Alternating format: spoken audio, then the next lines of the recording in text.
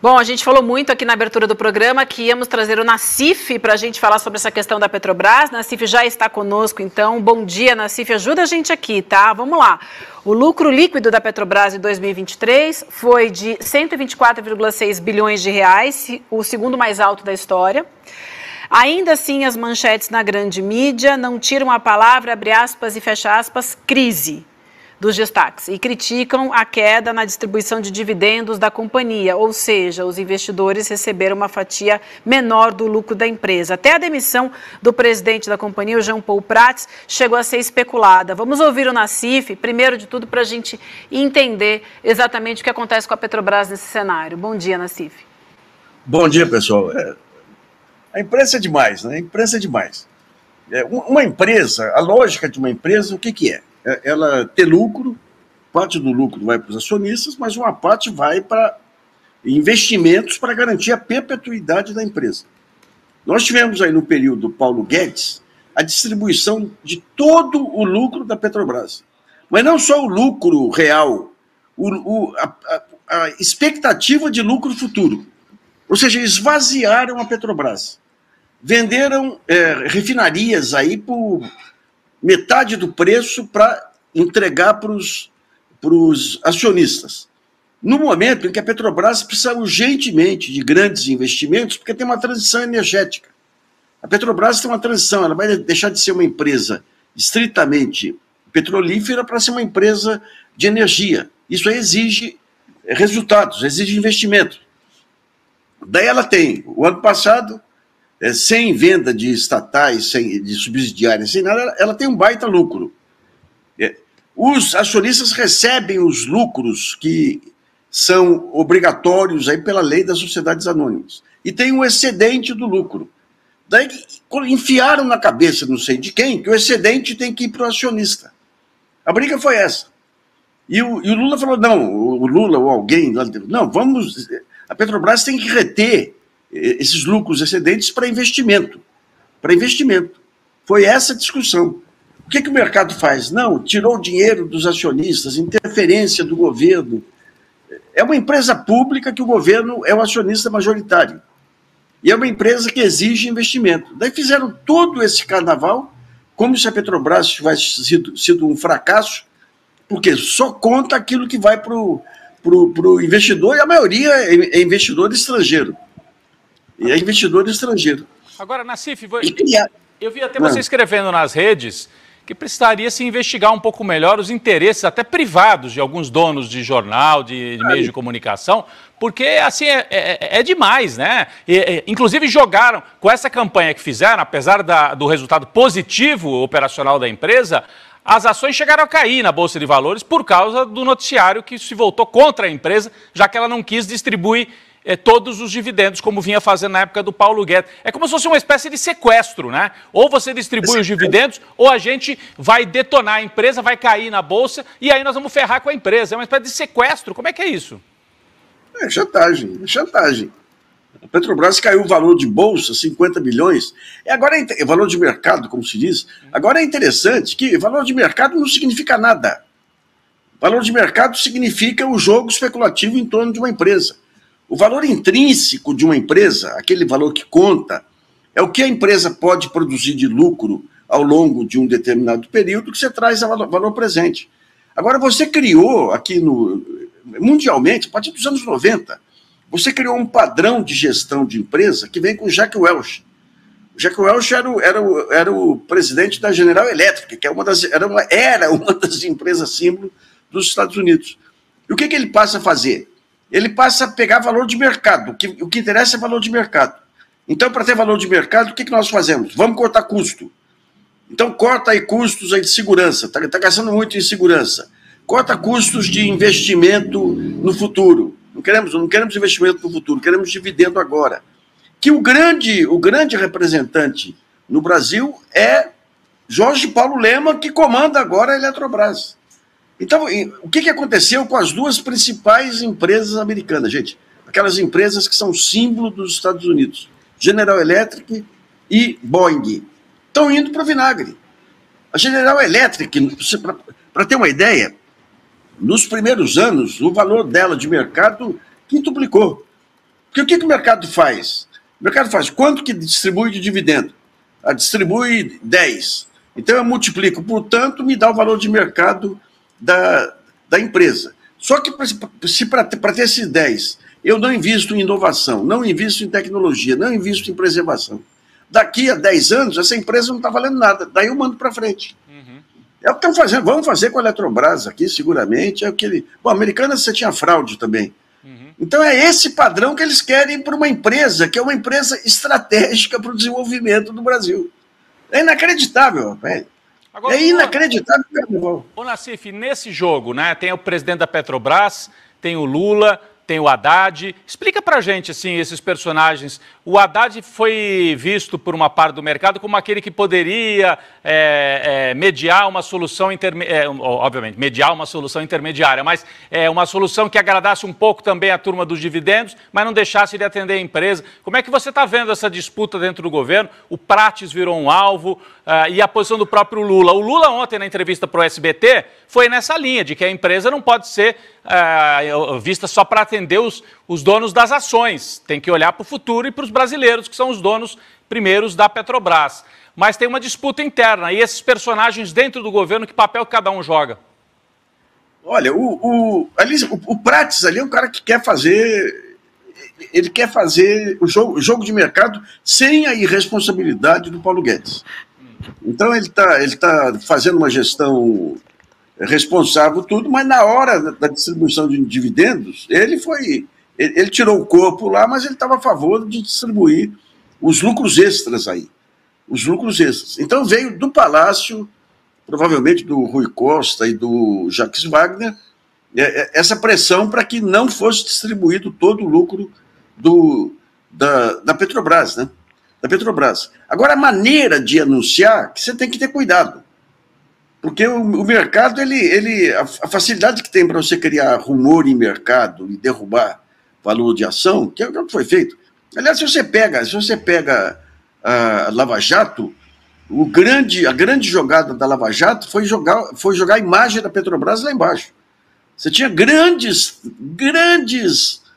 malandros aqui roubando a Petrobras, que nem a Trafigura, que ninguém sabe que foi investigada aí por conta de roubo da Petrobras. E a Petrobras, a imagem foi lá para baixo. Então você tem que ter um jeito de comunicar ao mercado, que foi o que o Haddad fez ontem aí, ele não definiu que lado aí, mas colocou o que está em jogo, as regras em jogo. O que eu não entendi é todo mundo, inclusive o Prates, falando que esse dinheiro, se não for distribuído agora, tem que ser distribuído mais tarde, porque é um dinheiro que está reservado exclusivamente para dividendo. Eu não sei onde que está escrito isso. Eu tentei procurar aqui na relação com investidores da Petrobras, mas eu não consegui encontrar isso. O lucro, você tem um lucro obrigatório que você tem que pagar o acionista, mas o lucro extraordinário, a não ser que tenham definido aí numa assembleia que tem que ser integralmente para o acionista, mas não tem cabimento, gente, não tem cabimento numa fase de transição energética, uma fase que exige grandes investimentos, logo depois de uma fase em que a Petrobras foi depenada aí pelo pessoal do Paulo Guedes, sem que o mercado reclamasse. O pessoal vem agora com essa história que não pode, que é obrigado a distribuir lucro extraordinário, né? Vamos trazer mais um tema aqui para a gente aprender e entender com o Nassif, que é essa história do Ciro Gomes e os precatórios, né? Viralizou nas redes sociais uma fala do Ciro Gomes sobre um suposto escândalo dos precatórios no governo Lula. Deixa eu tentar explicar aqui. Sem apresentar provas, o ex-presidenciável disse que esses títulos foram negociados com deságio para favorecer instituições bancárias e que haveria um suposto vazamento de informações por parte do governo de que os precatórios iriam ser pagos com antecedência pelo governo Lula. A fala de Ciro Gomes levou o senador Alessandro Vieira, do MDB de Sergipe, a questionar o Conselho Nacional de Justiça para saber se a entidade possui mesmo mecanismos de monitoramento dessas negociações. Já o deputado Evair de Mello, do PP do Espírito Santo, acionou a PGR para pedir a abertura de um inquérito sobre o caso. Mas o Nassif fez um artigo contrapondo o que o Nassif chama de fake news do Ciro Gomes. Nassif, eu vou te pedir para você explicar didaticamente didaticamente para a gente, porque é uma questão difícil de entender, e para a nossa audiência também, principalmente por esse artigo que você escreveu, e porque esse vídeo está pipocando aí nas redes sociais, ninguém está entendendo direito, e aí já começam a criar novas narrativas, né? Você pega Ciro, Mangabeira e o Rabelo aí, Aldo. E o Aldo Rabelo, né? Eles queriam ser uma alternativa, daí não tem alternativa na esquerda mais. A esquerda não... Então eles querem pular para o lado do Bolsonaro. Até eu começo o artigo perguntando o seguinte: vou perguntar para vocês, se vocês tivessem que comprar um carro usado, vocês comprariam do Paulo Guedes ou do Fernando Haddad? Haddad, lógico. Opa! Sem dúvida. Esse golpe dos precatórios, quem deu foi o Paulo Guedes. O precatório, o que é? É uma ação contra o Estado em que a pessoa ganhou a ação. Então, o Estado tem que pagar. É uma dívida líquida e certa. Tem que pagar. O que o Paulo Guedes fez lá atrás? Ele, para garantir que em 2022 sobrasse dinheiro para o uso eleitoral, ele suspendeu o pagamento, definiu um limite máximo aí de pagamento de precatório. E falou o seguinte: precatório só pode ser utilizado para pagamento de concessão, para pagamento de tributos, só usos que podem ser feitos por grandes grupos. Então ele tentou criar a indústria de precatório, que é algo que existe faz tempo aí. São Paulo, por exemplo, aqui, você tem a indústria de precatório porque o governo, o Estado aqui atrasam sempre o pagamento de precatório. Então ele ia criar uma indústria de precatório. E a grande sacanagem é que a maior parte das dívidas são dívidas alimentícias. Você tem dívidas de pequenas causas e dívidas alimentícias, ou seja, o pessoal que precisa do dinheiro. Então esse pessoal ia vender tudo com um baita de um deságio, o especulador ia comprar esse precatório com baita de um deságio, ia pagar imposto, ou pagar concessão, ou pagar compra de estatais ou de prédios públicos pelo valor de face. Ele comprava do coitado por 50 e na hora de comprar pelo valor, comprar um imóvel, um bem público, ele obtinha 100. Era essa jogada, a indústria dos precatórios. O que acontece? No começo do governo, o Lula solta uma portaria proibindo esse tipo de uso do precatório. Proibiu. Então acabou com essa mamata dos precatórios. E a OAB e o Conselho Federal dos Advogados entra no Supremo Tribunal Federal para obrigar o governo a pagar os precatórios. Então, o Ciro diz que vazou. Gente, são duas medidas, e uma que vem pelo Supremo Tribunal Federal, em 1º de dezembro de 2023, obrigando o governo a pagar o precatório. Então, isso aí é público, é decisão do Supremo Tribunal Federal. E uma segunda medida, que é o Supremo Tribunal Federal autorizando o governo a aumentar o limite de gastos aí para poder pagar os precatórios. Tudo público. E daí você começa a pagar os precatórios, porque se não começasse a pagar os precatórios, a indústria de precatórios, os bancos, ou seja lá o que for, ele põe banco porque dá mais impacto, né? Ia pegar esses precatórios, comprar dos coitadinhos aí por 40, 50, e se o governo adia mais um ano, o deságio ia ser maior para pagar imposto.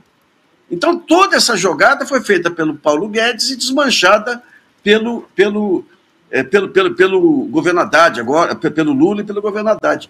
Então é possível que tenha muito precatório que tenha sido vendido com deságio para esses especuladores? Claro que é possível, porque isso começou em 2021. Em 2021, Paulo Guedes criou isso aí para tirar dinheiro do pequeno e passar para o especulador. Agora, ele querer atribuir isso aí ao governo, primeiro, o precatório não é do governo. O precatório é de quem tem a dívida do governo. Ele vai na justiça e o Supremo fala, a justiça tem que cobrar do governo. E o governo paga. Então, é malícia dele. Saiu do cofre do governo e foi parar no cofre dos bancos. O que saiu do cofre do governo e foi parar no cofre dos bancos? O governo não emite precatório. Quem emite precatório é a justiça em cima de uma dívida do governo. Então ele pegou uma jogada que era do Paulo Guedes, e atribuiu ao Haddad. Agora nós estamos chegando no final do processo, porque tem que pagar, uma hora tem que pagar. E o governo pagou para quem tem o precatório, não é para quem vai comprar o precatório de terceiros para pagar concessão e tudo aí. Então, toda jogada vem do Paulo Guedes e ele atribui agora. Por quê? Porque ele precisa criar. Bater no Paulo Guedes não rende mais. Olha, mas então, bate no... Só para completar rapidinho, a gente falou disso no começo do programa, eu acho que precisa o governo fazer um vídeo didático explicando isso, porque está circulando fortemente nas redes, e essa fala do Ciro, é o mensalão, é o petrolão, isso aqui é mais grave. Isso aí espalhou de uma maneira, né? Vai fazer, Rodrigo, sexta-feira está no ar, calma aí que a velocidade... mas daí o ritmo não é muito rápido, sexta-feira está no ar, já tem outra coisa para desmentir sexta-feira. É isso, né? Assim, o Nassif explicou aqui, mas olha como é complexo, por isso que é difícil também reagir a esse tipo de coisa. A mentira é simples de contar, agora você desmontar tem uma complexidade, e aí o Ciro pega uma meia-verdade, existia de fato uma indústria dos precatórios e atribui a alguém que não fez, enfim, é difícil você desmontar, é difícil para a gente entender, imagine aí para desmontar, tinha que ter uma equipe só para fazer isso, Vivian. Sim. Tem que ter uma equipe usando recursos de desenhos animados, coisas do gênero aí. Gráficos, O mais didático possível. Né? Agora, o Ciro é demais, rapaz. O Ciro não tem limite.